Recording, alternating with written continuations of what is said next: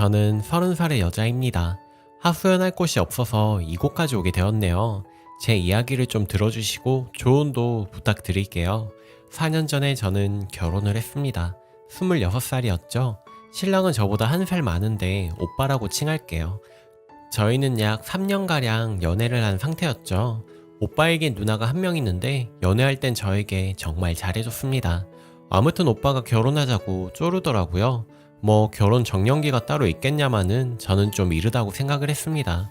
집안도 넉넉지 않아 제가 벌어서 집에 보탬을 주고 있어서 모아놓은 결혼 자금이 없었거든요. 그래서 1년 있다가 하자고 그랬죠. 그래도 오빠는 마구 졸라댔어요. 뭐 어차피 결혼한다면 이 사람과 할 거라고 생각했기 때문에 일단 집안의 허락을 받았습니다. 앞서 말했듯이 결혼자금 모아둔 것이 없어서 근로자 복지공단에서 해주는 홀레비 대출을 신청했는데 운 좋게 당첨이 되어서 싼 이자에 대출을 받게 되었습니다. 제 앞으로 한 대출이긴 하나 저희 부모님께서 갚으시기로 하고요. 이자나 원금 전부 다요.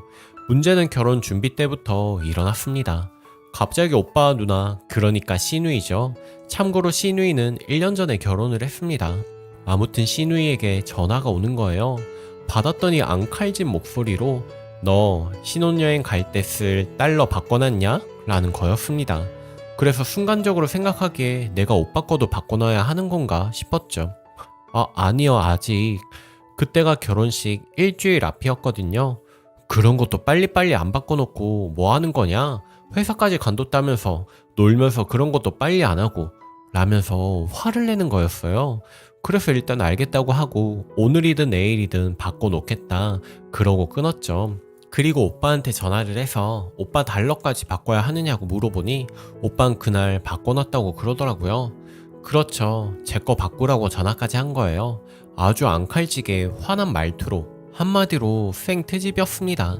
결혼식 당일 시누이는 가족사진 촬영 외엔 일체 신부 대기실에 얼씬조차 하지 않았습니다. 빈말이라도 축하한다, 잘 살아라 말 한마디 들어본 적 없습니다. 사진 촬영하러 들어왔을 때에도 사진만 딱 찍고 횡하니 나가버렸죠. 황당했습니다. 제가 딱히 잘못을 한 것도 없는데 앞에 말했듯이 연애할 땐 정말 곰살맞게 잘 대해줬었거든요.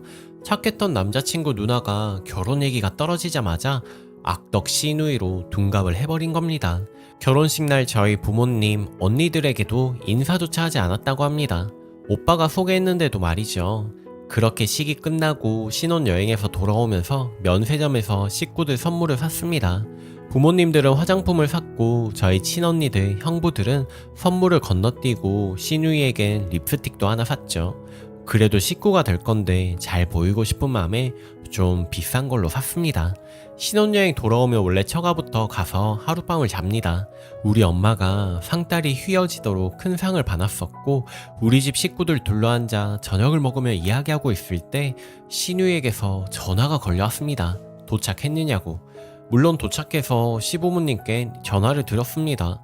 그래서 도착해서 우리 집이라고 그랬죠. 그러니까 대뜸 엄마 입원했으니까 지금 당장 와 라는 거였습니다. 깜짝 놀랐죠. 시어머니랑 통화할 때도 그런 말은 듣지 못했었거든요. 그래서 일단 끊고 시어머니께 전화를 걸었죠.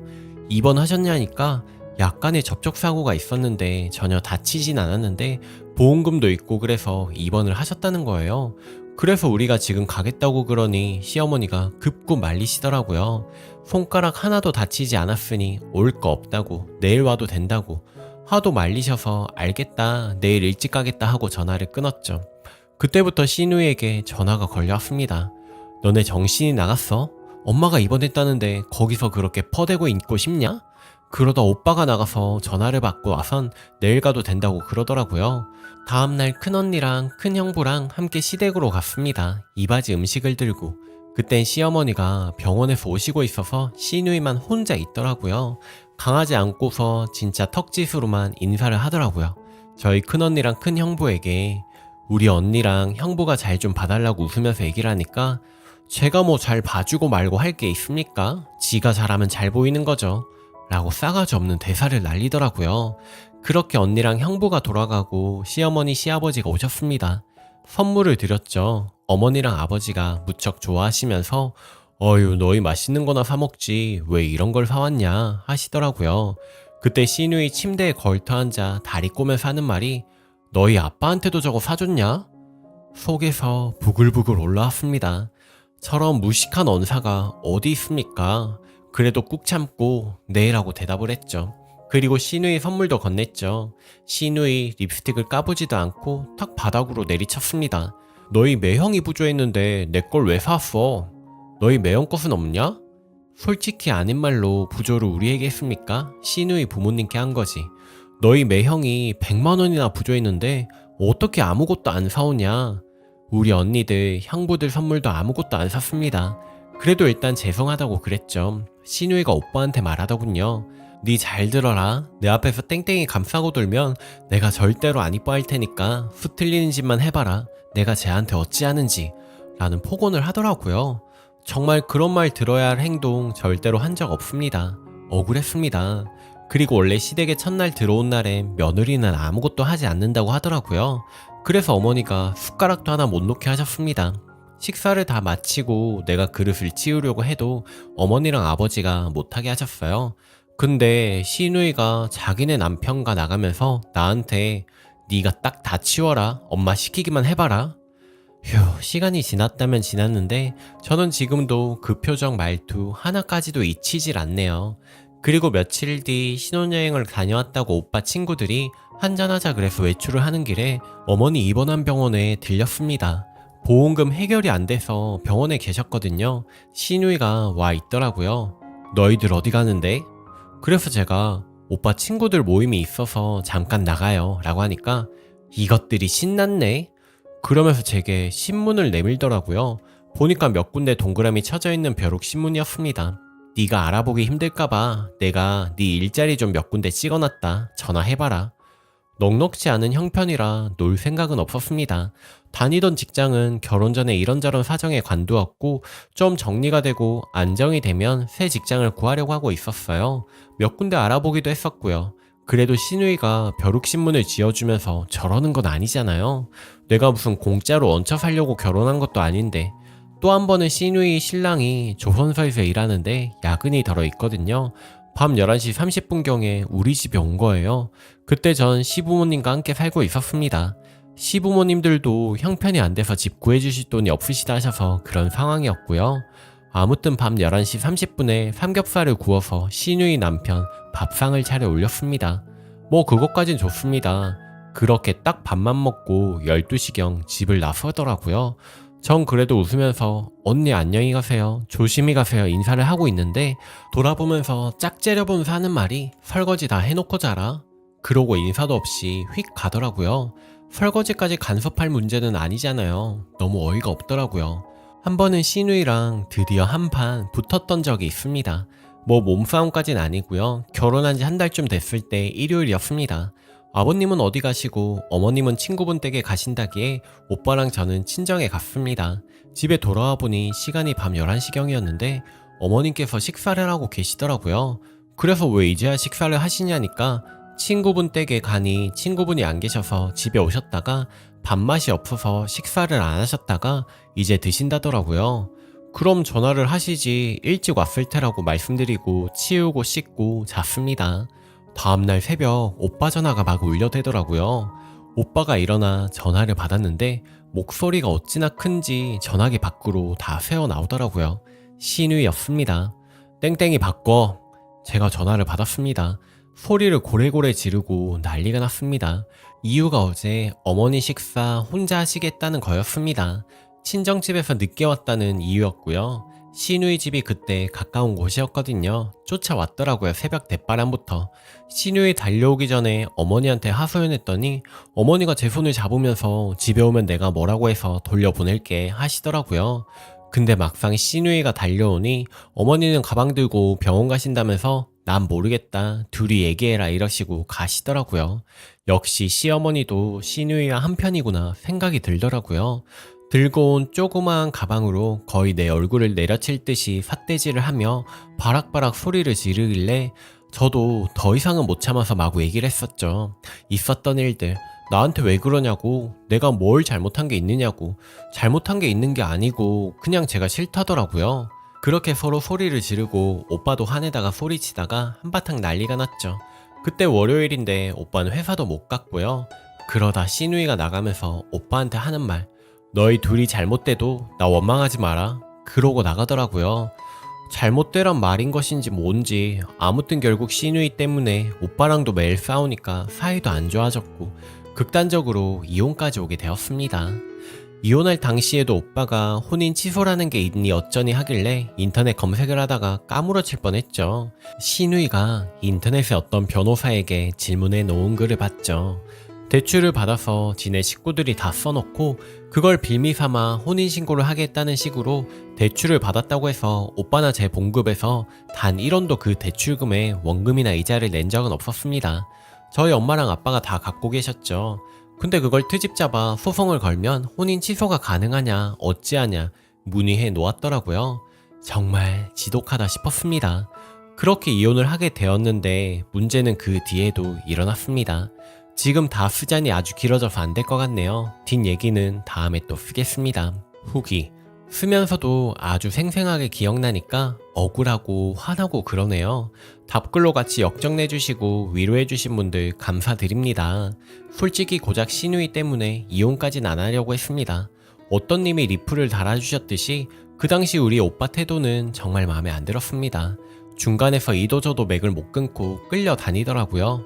누나 말에 찍소리도 못하고 엄마 말에 찍소리도 못하고 그렇게 대판 남편이랑 싸우고 옷까지 몇 개를 들고 친정에 갔습니다. 뭐 지금 생각해보면 저도 어렸죠. 부모님 가슴에 대못을 박았으니. 그렇게 며칠이 있어도 데리러 오지 않더라고요. 물론 시누이가 못 가겠다는 걸 뒤에 알게 되었고요. 그러다 엎친 데 덮친 격으로 남편 사촌 동생이 대전에서 일하고 있었는데 생을 스스로 마감하는 일이 생겼습니다. 남편에게 전화가 왔더라고요. 처음엔 정말 거짓말이라고 생각을 했죠. 근데 그 일을 계기로 남편이 더 나를 데리러 올 수 없게 됐고 이래저래 상 치르고 하느라고 전 나름대로 걱정은 됐지만 가볼 수도 없고 그러다 자연스레 이혼까지 하게 되었습니다. 시누이가 남편에게 그랬다더군요. 나보다 더 못생기고 더 모자라고 더 형편없는 여자를 데려와도 엄청나게 예뻐하겠다고. 저도 막내딸로 자라면서 사랑 많이 받고 성격 모나지 않아 친구도 많습니다. 그런 대접을 받으면서 살고 싶지 않았죠. 그냥 단지 내가 싫다는 이유만으로 그 집에서 구박받으면서 살 이유가 없으니까요. 법원을 들어가서도 합의 이혼 절차 기다리면서도 판사님이 합의 이혼에 동의하느냐고 했을 때도 솔직히 억울하고 슬펐습니다. 이대로 정말 이혼을 해야 하는 건가 하는 생각도 있었지만 고작 저 여자 때문에 내가 이혼이라는 딱지를 붙여야 한다는 것이요. 남편 집 콩가루 집안입니다. 결혼하고 알았는데 아버님 쪽 큰형님, 고모님, 그리고 우리 시아버지, 시어머니도 이혼하셨습니다. 이혼하셔도 세월이 지나서 지금은 왕래하고 계시지만 법원을 나서면서 남편에게 그랬죠. 우리 죽어도 다시는 이런 곳에 오지 말자. 그리고 헤어졌습니다. 몇 달이 지났죠. 남편이 술을 마시고 전화를 하기 시작했어요. 지금은 집을 나와 혼자 따로 살고 있다고 하더군요. 그렇게 또 모진 인연 끊지 못하고 서로 연락을 하다가 다시 같이 살고 싶어졌죠. 우리 집에선 옛날 일 생각하면 다시는 인연 안 됐으면 하지만 둘이 좋다니 잘해보라고 하셨죠. 근데 문제는 또 시누이였습니다. 우리가 다시 합치려는 걸 시어머니께 들었는지 한번 시누이 집으로 오라고 하더라고요. 트라우마가 아주 강해서 겁도 나고 무섭고 그래서 시간이 좀 지나서 찾아보자고 남편에게 말했지만 이제 누나가 안 그럴 거라면서 저를 타이르더라고요. 그래서 다시 합치기 전 남편이랑 시누이네 집으로 갔습니다. 그때 시누이 아기 낳은 지 얼마 되지 않았는데 근데 집에 가니 아기는 없더라고요. 저한테 마구 해대려고 아기까지 시댁에 맡겨놨더라고요. 제가 현관에 쭈뼛대고 있자 시누이가 저를 후려 갈겨보면서 니 여기 왜 왔는데? 뭐 때문에 왔는데? 라고 쏘아대더라고요. 누나가 이제 안 그럴 거라는 건 100% 오빠 착각이었던 거죠. 제가 아무 말도 못하고 서있자 거기서 밤새울 거냐? 오빠 손에 이끌려 들어와 시누이 앞에 앉았습니다. 너희 집 식구들이 이혼하라고 시켰냐? 근데 왜 다시 살려고 하냐? 내 동생이 따로 나와 산다니까 다시 살고 싶어졌냐? 너희 또 수 틀리는 짓 하면 내가 스토커처럼 너희 집에 매일 가서 열쇠 복사해서 앉아있을 거다. 폭언들이 쏟아졌습니다. 듣다 못한 남편이 화를 내며 제 손을 이끌고 박차고 나와버렸습니다. 그리고 나서 또 시누이의 공격이 시작됐습니다. 아직 합치지도 않았는데 말입니다. 매일 전화해서는 닥달하고 그때 아빠가 당뇨 합병증으로 세상을 달리하셨고 남편이 우리 집 식구들, 친척들 눈총을 견디며 상 치르는 동안 저랑 함께 해주는 일이 있었습니다. 그게 아주 고마웠지만 미안했지만 시누이의 공격엔 도저히 당할 수가 없었습니다. 결국 저는 이런 시누이를 감당할 수가 없다며 다시 한번 헤어졌습니다. 그리고 1년이 흘렀습니다. 제가 술을 좀 먹은 날이었죠. 술만 들어가면 오빠 생각이 괴로운 심정이었는데 그날도 역시 술 기운이 오르자 오빠 생각이 간절했죠. 그렇게 친구들하고 술자리를 하고 있는데 어디서 익숙한 목소리가 들리더라고요. 몸이 먼저 반응하더군요. 바로 시누이의 목소리였습니다. 남사친인지 남자인지 모르겠지만 엄청 여성스러운 척을 하면서 둘이 술을 마시고 있더군요. 술 기운도 올랐겠다. 그 자리에 갔습니다. 잘 지내시나봐요. 얼굴이 활짝 피셨네요. 야밤에 아기 안 보고 여기서 뭐 하세요? 그러자 시누이가 엄청 당황하면서 처음에는 저를 모른 척 하더라고요. 옆에서는 아기요? 하고 당황한 눈치였고요. 딱 사이즈 나오잖아요. 아이까지는 유부녀란 걸 속이고 만나는 자리인 것 같은데 그 기회를 놓치고 싶지 않더라고요. 아, 안녕하세요. 제 전 시누이 되시는 분이세요? 그렇게 저한테 매일 쌍욕하고 자기 동생이랑 잘 사는 꼴 못 봐서 괴롭혀서 결국 저 이혼을 했어요. 그런데 남 괴롭히는 사람치고 잘 사는 사람 못 봤는데 연애까지 하면서 되게 잘 사시네요. 보기 좋다. 그랬더니 옆에 남자는 이게 무슨 말이냐 어리둥절해 있고 시누이는 너무 당황해서 다른 곳 가자며 자리를 뜨자고 하더라고요. 저도 모르게 팔을 잡았습니다. 어디 가냐고. 그랬더니 그 성질에 참을 수가 없었나 봐요. 바로 제 머리채를 잡더라고요. 내 동생 인생을 망쳐놓고 어디서 갑자기 나타나서 행패야 이 망할 거사 하면서 정말 듣도 보도 못한 욕을 하며 사납게 굴었죠. 그런데 저도 지기 싫었습니다. 같이 머리채를 잡았죠. 그 뒤로는 본능이 이끄는 대로 했습니다. 태어나서 정말 처음으로 누군가와 싸워봤네요. 나중에 정신 차려보니 저희는 둘 다 경찰서에 와 있었고 둘 다 철장에 갇혀있는 꼴이 되었죠. 와, 그 와중에 배고프다고 라면 달라고 하고 화장 고치는 꼴이 정말 꼴 사나웠네요. 화해를 원한 건 아니었는데 그곳을 빨리 나오고 싶어서 일단 합의를 했고요. 나오자마자 저한테 완전 엎드리더라고요. 자신이 불륜 저지른 거 발각될까봐 무서웠던 거죠. 그래서 무릎 꿇어보라고 했습니다. 나한테 무릎을 꿇더라도 모든 게 용서가 안 되지만 일단 한번 꿇어보라고. 한참을 저를 째려보더니 결국에는 무릎을 꿇더라고요. 미안하다고, 괴롭혀서 미안하다고. 그러니 자기 남편한테는 제발 알리지 말아달라고요. 그 꼴을 보고 있자니 얼마나 웃기던지 사진이라도 찍어 놓을 걸 그랬나봐요. 아무튼 그렇게 돌아오고 그날은 잠도 참 잘 잤습니다. 저한테 쩔쩔매는 그 시누의 모습이 얼마나 속 시원하던죠. 모르겠습니다. 또 제 인생에 대한 회의가 들면 이걸 가지고 제가 시누의 인생을 괴롭힐지도. 하지만 지금 마음으로는 그렇게 저한테 무릎 꿇은 사실 하나만으로도 속이 좀 시원합니다. 더 이상 엮이고 싶지 않기도 하고요. 아직 젊으면 젊다는 제 나이 하루빨리 모든 과거 털어버리고 새롭게 살 수 있도록 용기를 주세요. 이제는 과거에 연연하지 않고 저를 위해서 잘 살아보려고 합니다. 모두 감사합니다. 댓글입니다. 그 시누이 미친 거 아닙니까? 지도 결혼 생활을 하면서 어느 집의 며느리면서 만약 님의 말이 거짓 없는 것이라면 정말이지 정신병자 아니고선 그럴 수가 없죠. 제가 다 화가 나네요. 그래도 마지막으로 복수하셨으니 속은 시원합니다. 순이 힘내시고 응원하겠습니다. 오늘 제가 준비한 사연은 여기까지입니다. 오늘도 낭만캐스터와 함께 행복한 하루 보내세요. 감사합니다.